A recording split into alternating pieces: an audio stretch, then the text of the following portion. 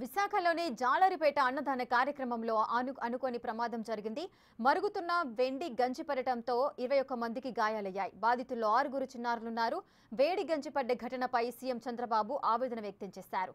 మెరుగైన వైద్య చికిత్స అందించాలని అధికారులకు ఆదేశించారు. జిల్లా కలెక్టర్తో మాట్లాడి గాయపడ్డ వారి ఆరోగ్య పరిస్థితిని తెలుసుకున్నారు. కేజీహెచ్లో బాధితులకు చికిత్స అందిస్తున్నారు. మరిన్ని వివరాలు మా ప్రతినిధి రాజు అందిస్తారు.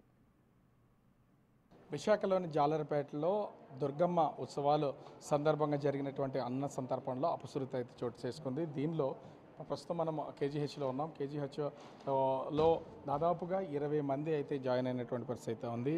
అంటే భోజనాలు వంట చేస్తున్నటువంటి సమయంలో వేడి వాటర్ అంటే అక్కడ ఉన్నటువంటి రైస్ వండుతున్నటువంటి సమయంలోనే వేడి నీళ్ళలో రైస్ వేస్తుండగా ఒక్కసారిగా ఆ గిన్నె పడిపోవడం, మొత్తం వాటర్ అంతా కూడా క్యూ లైన్లో ఉన్నటువంటి పెద్దవాళ్ళు, పిల్లల దగ్గర వాళ్ళందరి మీద ఒక్కసారిగా పడిపోవడంతో అందరికీ చూడొచ్చు కాళ్ళకి గాయాలైపోయినటువంటిది అయితే ఉంది.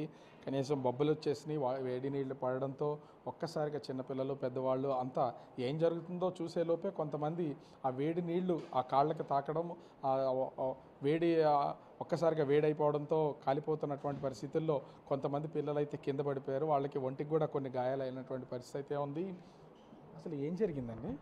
అన్నం ఉడుకుతుందండి. అన్నం ఉడుకుతుంటే ఒక్కసారిగా పడిపోయింది. ఆ ఎసరనేది పడిపోయి కాళ్ళు కిందకి, మేము కింద డౌన్లో ఉన్నాం, అది ఒకసారి పడిపోయింది. మళ్ళీ రెండోసారి కూడా మీదకి వస్తుంది. వాటర్ అలా డౌన్లో ఉన్నారా? మీరంతా డౌన్లో ఉన్నారు? మేము డౌన్లో, అది పైన ఉంది.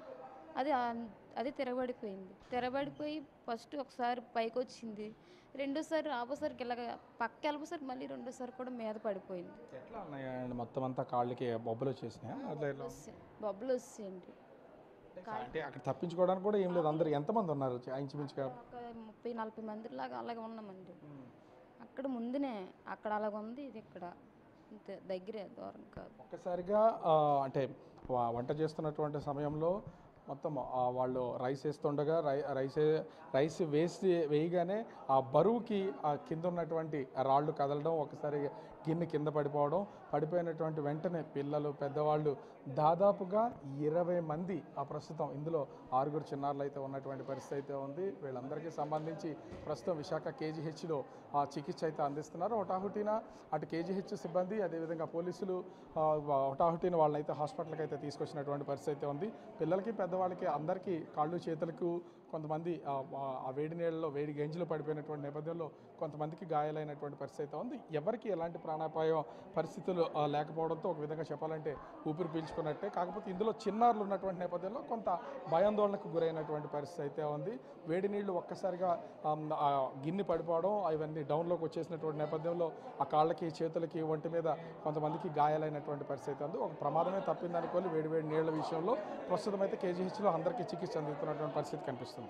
కెమెరామెన్ రాముతో రాజు, బిగ్ టీవీ.